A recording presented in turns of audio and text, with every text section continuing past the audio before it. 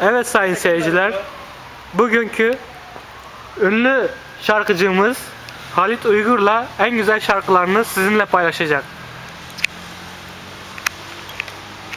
Yavaş yavaş sahneye doğru gidiyor. Hepiniz hoş geldiniz. Seyircileri çek lan. Seyircileri çek. Hepiniz hoş geldiniz. Çek oğlum. Evet, gördüğünüz gibi tıklım tıklım stadyum. Şu an kendisi sahneye çıkıyor.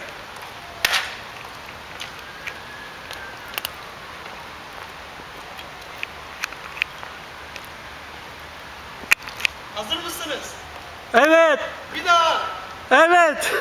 Peki iyi o zaman. Haydi durma git diyorsun, söyle bana nereye gider.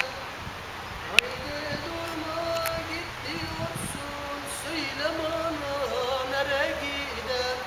Sevdiğini biliyorsun, yapma böyle gözün sever.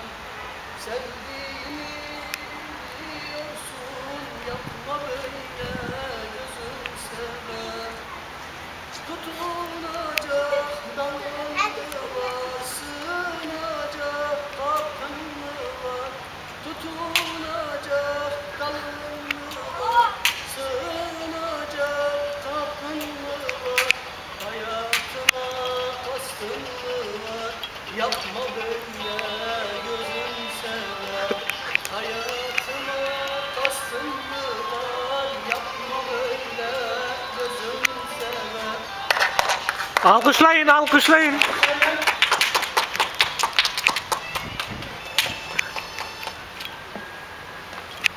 Evet.